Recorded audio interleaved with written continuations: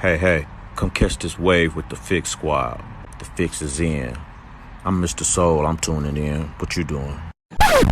Stand up. James left, but the king still reigns here. No tears, no love lost, no rain here. Delivers, I promise, Santa rain here. Love for the city still resides here. Fix for your ailment, faith that resides outside the lines. Detox your mind, cause it matters. Art outside the box, we paste better. The Fixx is in, and we rock a channel. We rock with them for what's deep within. Expose those who talk but don't live. Expose those who talk but don't live. Take offense. Judge by the fruit from the tree, but if the fruit tastes... Welcome back. You tune back into the Fixx, your source for faith-infused hip-hop, R&B, and poetry right here on Siriusxm, channel 154, Holy Culture Radio. And it's time for our spiritual detox. And listen, we got a special one for you guys today. Y'all know how we mix it up here. We know we play a lot of hip-hop. That's what we call to do because that's what we push. But let's be very clear. The gospel is where everything stems from. We all have grown up on gospel music. And I'm excited because the worship pastor we have on the line today, he took a style, and we call it faith infused, and I think he kind of infused gospel and hip hop with his choir and everything he's been doing. You talking about what? 25, 30 years now. Like he's been in the game a long period of time, but everybody knows his staple was with his choir, his group Fire. Putting that staple of the hip hop and infusing it with the gospel and still giving it that worship feel that everybody has loved. So listen, without further ado, help me welcome in a super talented, like I say, worship pastor, author, speaker, encourager, artist, producer. He does it all. The legendary James Fortune. What's going on, bro? Wow, man. Listen, first of all, thank you so much for having me, man. My brother, it's so good to be on here with you. So honored and humbled to spend this time with you. So thank you. And I'm excited to be here, man. Excited about this conversation with you today. Listen, I appreciate the opportunity. So, we coming out the back end of this pandemic. I always ask, what did you learn from the pandemic? The 2 years of just us being shut down. Like, what did God reveal to you personally?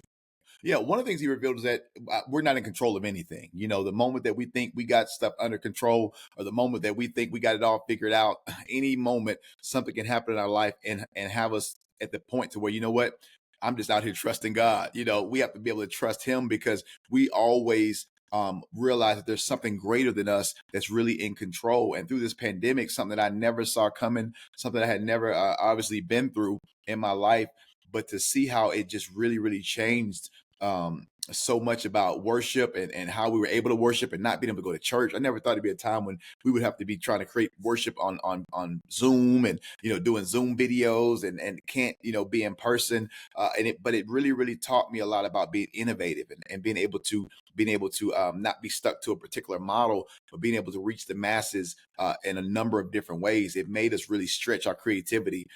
So the pandemic taught me a lot, but one of the main things it taught me is that, listen, we trust in God because we have no idea what else is going on that's beyond our control. I agree with you wholeheartedly. Listen, you brought up something I want to ask you, your thoughts and opinions. Absolutely. The church itself had to do something different with a lot of the churches who were not updated with the screens and the virtual content. But now, since we're coming out the back end of it, you have this debate. Has the church become too entertaining now more than Bible teaching? I wouldn't necessarily say it's become more entertaining as far as the church. I think, first of all, entertainment is not I know we like to use it as a bad word. Entertainment just means to hold the attention of someone. So there is a form of entertainment, in church and in ministry and in gospel music as well, because we do want to hold the attention span. But I think for me personally, no, I love the fact that we can evolve, that we can have, LED walls and we can have lights and we can have different ways to attract. All that is just, it's just ways to attract people to the message of Jesus Christ. It's not like we're doing it. I know you mean, oh, you're trying to be like the world. No, it's just, why can't we evolve? Why can't we express ourselves in different ways? As long as the message stays the same, the packaging can be different. Every gift doesn't have to be wrapped the same way, as long as what's inside and what's being given to people is the same. Yes, thanks for sharing that. For somebody who may not know you, James, share just a little bit of your backstory, of your faith story, your journey. I know yours is unique. I know you're a PK and everything that goes with that, but I know it has to be something that, like, when was that first, like, you knew God was for real moment, like, for yourself, not because your parents was giving it to you, your grandma Right, was giving it right, to you. right. You know, there's been a lot. I think one of the most significant moments in my life, as far as discovering, more of God, is when me and my family were homeless. When I was homeless, and I was actually working in ministry, but I hadn't really went through a lot. I hadn't really been through a lot of storms and struggles. At this time, I was probably about 24, 25, and man, I was like, I was broke and I was hurting and I couldn't provide for my family. But God, He said, James, you got to be able to trust me even in this season of your life. I grew up as a PK, so I was always kind of sheltered. I didn't have a lot of struggles really growing up. My dad raised me, so my story's not like a lot of other men who are like me who have a different testimony. But when I got to this place of being homeless, I realized that, man, like, God, like, are you really real? Are you really with me? Like, do you really, have me the way I've been telling everybody else to believe in you and have faith in you? Because how could I be serving you? And now here I am. I don't even have money to even provide for my family. And God told me something. He said, James, if you can trust me now, He said, even if I told you what I was going to do, you wouldn't believe it. And that's the night in a motel room. One of those nights He gave me the song, I Trust You, which ended up being, my biggest song, and went number one for 7 months in a row, which is still the record on Billboard, and just, changed my life forever. That was a moment. And it was in one of the lowest seasons of my life that God was able to produce something so amazing and so powerful that is still blessing millions and millions of people even to this day. It was like, okay, God, I'm sorry for ever doubting you or questioning you, because His ways are not our ways and His thoughts are not our thoughts. So many times we have a way that we think things should go or should work out, but ultimately it's trusting God is the way, because He knows the plans that He has for us. He knows the way. We see to the corner, but God sees around the corner. And so that was a moment for me, bro. Wow, the patience, like you say, just to wait, and because it's all in His timing. Yeah, We want it right now. So, I yeah, agree with you wholeheartedly. Listen, it's Mental Health Awareness Month, and I yeah. know with everything you do, let's be very clear. I mean, pastoring. I mean, you're a producer, artist. You got a family. Like, what do you do for your mental health? Like, what are some things that you do to kind of keep you in a level-headed space? Yeah, well, therapy is one. I believe you can have Jesus and a therapist. Growing up or earlier, in my life, I thought, counseling and therapy was just for crazy people. I didn't know that. I thought, we just pray it away. We just believe God, pray, and it's like, no, James. Life has a way, and I'm glad that I've been mature to a way. I've been able to mature to the point to where I love therapy, and it's not just when I'm going through something. I do it for maintenance, because mental health is important. We go to the gym for our physical health. We go to church for our spiritual health. What are we doing to make sure that our mental health, that our emotional health is healthy, and that it's also, because as a man thinketh, so is he. So if your mind is messed up, your life is messed up. The mind affects all other parts of the body, the organs, emotions, everything. So I think taking care of your mental health is so important. And another thing that pandemic taught me was that I was able to go through therapy virtually. I was like, wait a minute, I don't have to go to the office. I can find a therapist that's in New York, or I can find, and it gave me so many more options that I even do virtual therapy now as well. But that's me. I'm one of them ones. I believe in counseling. I believe in therapy, and I believe it's great. Not just when you're going through stuff. I've been through stuff, divorce, and all kinds of stuff. But it's also good just for maintenance, just to make sure you're okay. Do you think the church has gotten better? I know we've had a bad rap of being so judgmental, and this goes into your music. That's why I'm asking this question, because you have done a great job of not only working with like artists like Monica, but just in general. I know you probably work with a lot of mainstream artists that we don't even know about or even just talk to, because I know they feel like they can probably come to you and talk to you and ask you questions.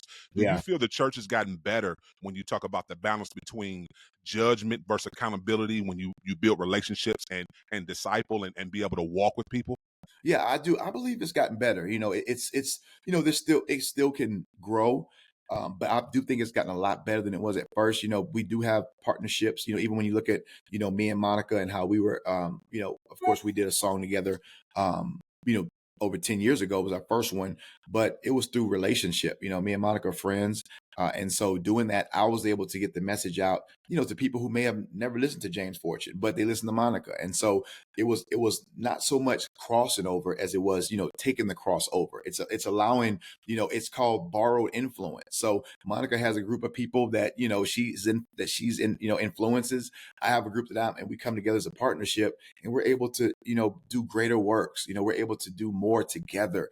Some people may look at it like, well, she's an R&B artist, but Monica loves God. Like, I know Monica, she's a Christian. I know Monica's mom. I've known them for years. And so that's what's important to me, what she believes and who she believes in, and that we share the same faith. And that's why we were able to produce songs together, because, we kind of know each other on a personal level, not just on a business level. What's that one thing you would change? I know you've been around church for a long time. Yeah. If you could change something about church culture, what's that one thing you would want to change? Man, what I would change about church culture. Specifically black church. I'm just being honest. Yeah, I think it's man, I think it would just be unity, more unity, realizing that, churches are not gangs. We're all one. We're many members but one body. It's not this church versus that church, or this church is better than that church. But just imagine what churches could do if we could unify, and come together more than, I was talking to a promoter about a concert, and he was like, well, I'm not having any of the concerts at churches. I was like, well, why not? He said, because church people don't like to go to concert at other people's church. He was like, he's like, it's just kind of, he said, it's the history. He said, I've been doing this for 30 years. He said, the only crowd you usually draw mostly is from the people at that church, because people don't go to other concerts if it's not at their church. I was like, wow, I never thought about it that way.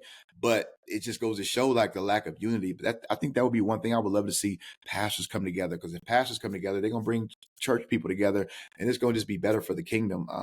But that's just one thing that I would change. No, I agree with you. We actually we have a real talk segment that we do, and we talked about how unfortunately some pastors compete against each other's, choirs compete against each other when, like you say, we're on the same team. It shouldn't be a competition, So I appreciate you sharing that. Listen, DJ Focus, you tapped into the Fixx right here on Holy Culture Radio. We got to go to a quick break. We're coming right back with more from the legendary James Fortune. Culture Radio. We're not just background noise. We play the music that inspires you, because every song has a story. Christian hip hop and R&B music and talk on Siriusxm channel 154, 24 hours a day. Holy Culture Radio is changing the game. Discussions about faith, arts, vocation, and education. We talk about the real issues that affect our communities and work together to find solutions. Join the discussion at holyculture.net and be heard. Welcome back. DJ Focus. You tap back into the Fixx right here on Siriusxm, channel 154, Holy Culture Radio. I still have the super talented legend himself, James Fortune, on the line, the worship pastor. So let's talk about it. You made so many timeless hits. I want to work up to your latest single, which is amazing. But let's go back a little bit. Take us back through, when did you know? So like, when did you know, okay, it's different. Everybody came up in church. Everybody sung in the choir, played, the piano, played the keys, drums, whatever. But when did you know, no, I can do this on a professional level. This is more than just everybody coming seeing me Sunday. I can travel with this. When was that moment where you knew you could be an artist? Yeah. What's crazy is it took me a while, because I never intended to be an artist. I was, I started out at my dad's church as a drummer at 5. I was 5 years old. I started, when you're a PK, you got to do something at church. So I started as a drummer. And then when I became a teenager, I started directing the choir. And then I kind of just started writing, I started getting original songs. God started giving me songs, and we would just sing them at his church. And then we kind of start, getting some momentum, because we would go out. Like, I was just like crazy, like radical, as a teenager. But I'm taking my group, the youth choir for my dad's church. We're going to the malls, we singing on stages, we going to parks, wherever we can, just getting the message of Jesus Christ. We were just on fire for Jesus. And then I had this song called "You Survive," so I recorded it, and a friend of mine who was a DJ in Houston, he started playing it for me, just on like, he loved the song, but he was a friend of mine too. And then that's when Kerry Douglas, heard the song. It was like, man, he called the radio station. He thought it was some other artist. And so he gave him my number. Kerry called me, and I was like, I don't really have an album like that yet. I wouldn't really, I'm just at my dad's church, just doing what I do. And from there, man, I started working on the album, and I was still never really a believer in myself. It was more so, his belief in me. And so I just kind of kept doing it. And then we started going around Texas, and then we started going to, Bobby Jones started doing like, new artist retreats and things like that. And I was just kind of on the road, and he had other artists who were established, like Keith Wonderboy Johnson and Jimmy Hicks and people like that I would watch, and just kind of like, wow, like I'll be blown away. But it really taught me, the road, and taught me how to really minister, and how to, do the whole business side with CDs and pictures. And I didn't know anything about none of that. But that's kind of when I knew, when I started getting out and seeing how the music was touching people, and how the music was really blessing people, and how songs that God was giving to me was really changing people's lives. And even when I would, I just started picking up momentum on radio, when I would go to certain markets and they would be singing the song, I'd be like, wow, I'm just, from Houston. I don't know anything about all of this, but it was really exciting for me. It was humbling. But that's how I really was just doing it as just a witnessing tool, just evangelism, just going out as a youth. And from there, God I guess he had plans, because, when I got to high school, I was like, I ain't trying to do that. I went to California, for radio, television, and film. I was trying to get into acting and stuff like that. And then, but God's plans always come to pass. So I ended up moving back to Houston after a year and a half. And that's when I started my group, and we started traveling and doing music. How did your father receive it? You going on the road and wanting to do it professionally. How did he receive it first? He was great. But by the time I started really going on the road, I was probably, early 20s by then. So he was good. At first, as a teen, he didn't really he was like, he didn't really understand it. He was cool with me doing it at the church. When I started kind of going a little stuff around Houston and stuff, he's like, man, make sure you focus on your books and all that, but other than that, I mean, he loves, he's a pastor. His father was a pastor. And so he was excited to have a son really that was doing ministry. So he was pretty cool, but he just would give me advice and wisdom and stuff like that. So walk us through your creative process. I mean, you're super talented. You're an artist. You're a producer. When you go into the studio, are you creating the beat first? Do you have to hear the melodic sounds first, the choir singing? Like, walk us through your creative process to even create a song. Yeah, for me, it's melody, or lyrics, and then I always get with a producer. So it could start as a title, I may just hear something like "Live Through It," or I may be going through something, and God's like, "Look, you got to live through it." And I'm like, "Oh, that's a song." So it may kind of start off like as a journal. It usually starts a cappella first. It's never music first, because I don't play. I was a drummer, more beats, but I'll get, I got different producers and musicians that I work with, who, I'll sing it down, sing the song, get them, and they'll send me music. I'll say, that's not really the feel, or I'll kind of give them a feel of what I'm hearing. And from there, I go to the vocal part as far as getting the singers involved with it.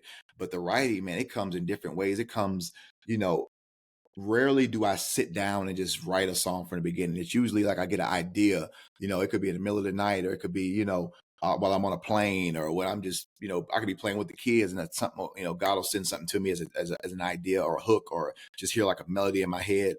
And from there, but I always tell people when they ask about the creative process, is that it's not one particular way. Sometimes it starts with a chorus, or, a title, or I may hear a verse and I may not touch it again for a whole year, or I still got titles in my phone I've never written songs to. So it just kind of, I really like God, when you want me to put something to that, give it to me. Or I've written some stuff and I'm like, nah, it ain't what I'm feeling. Or say I'm writing a song, I could be almost done to the vamp, and I don't really feel the vamp the way, I want. And so I'll just leave it alone for a while. And I say, look, I'll just come back to it another album or another year. Or it just depends on when I finish it. But the process is usually, it's like, it varies really from song to song, from album to album. Why was it so important for you to infuse like the R&B, urban, and hip hop vibe into your music? Why was that so important for you?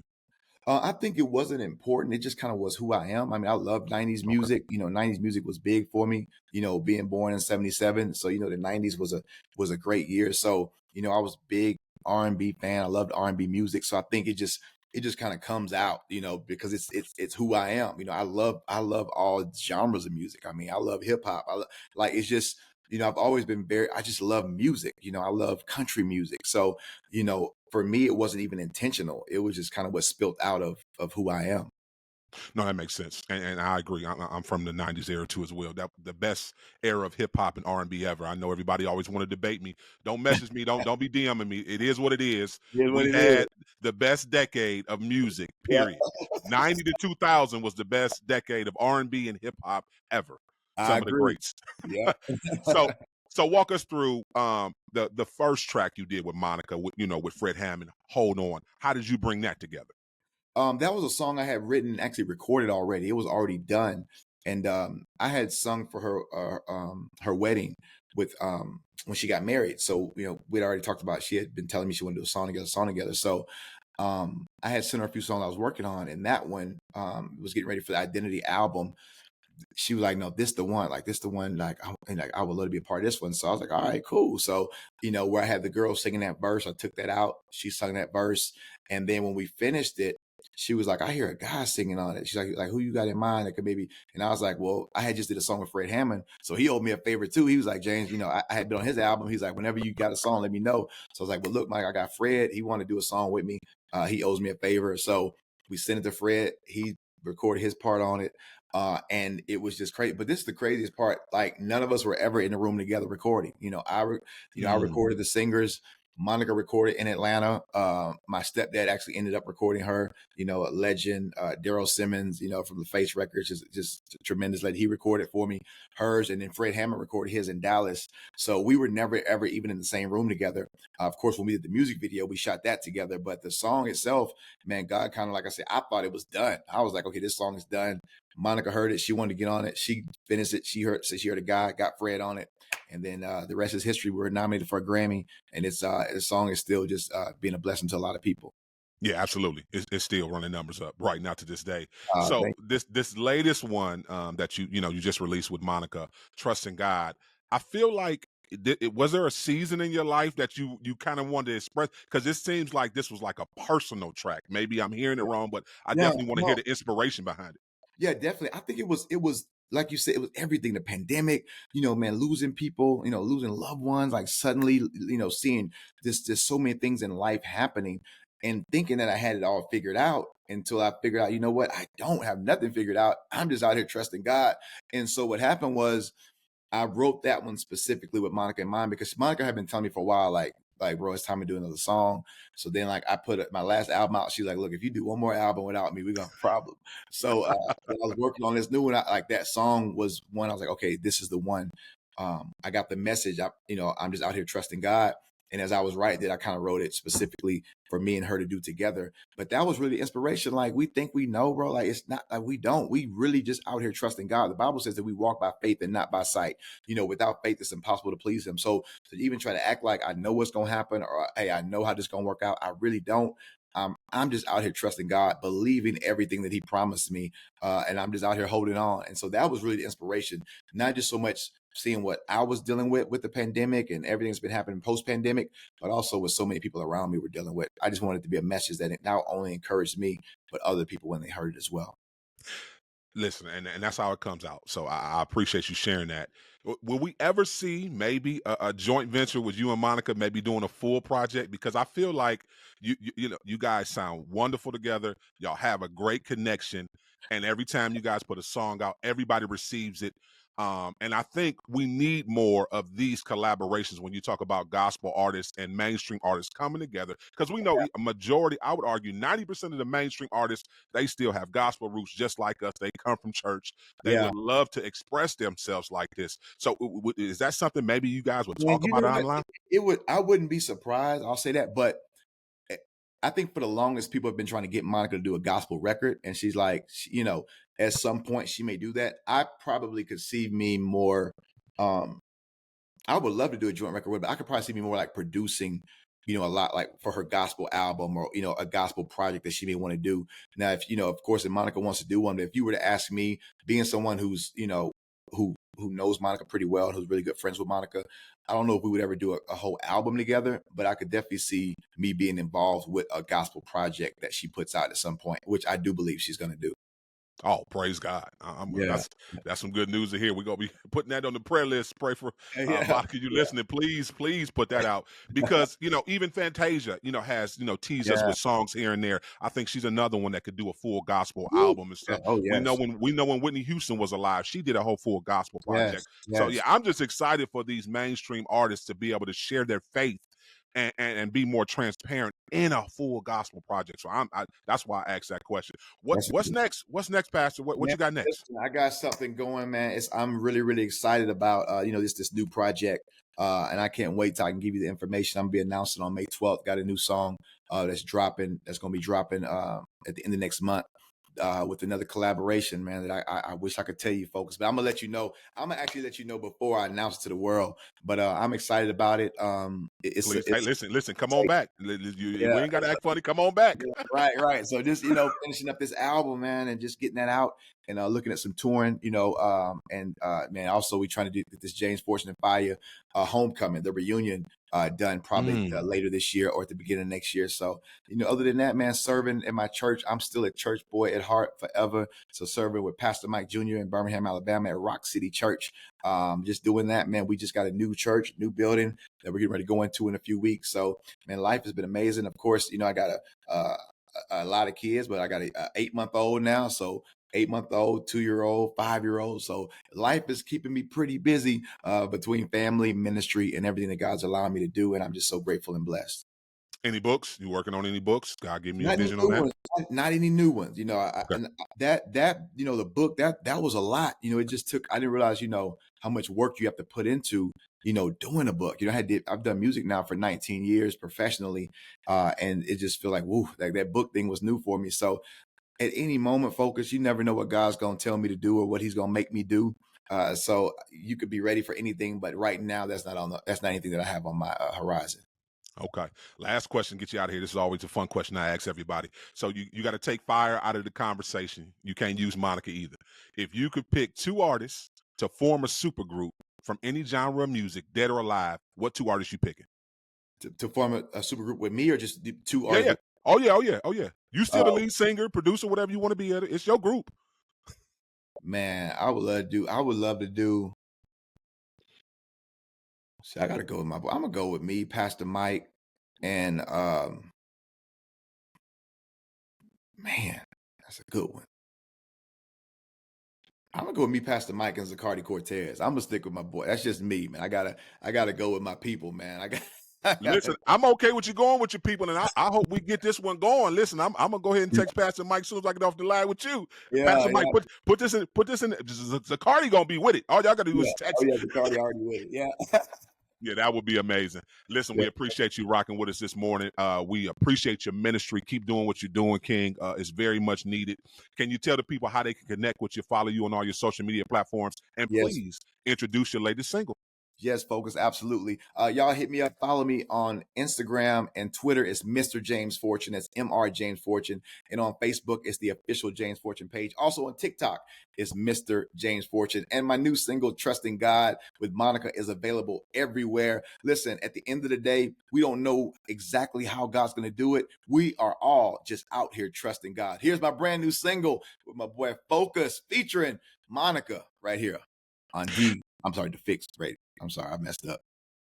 Go ahead. I'll plug it. Yeah, just go ahead. Do it one time. I'll plug it. All right. Hey, what's up, family? It's your boy, James Fortune. Here's my brand new single with my girl, Monica, right here. We all just out here trusting God with my boy, Focus on the Fixx radio show. Keep it locked. You tuned into the Fixx. You know the Fixx is in.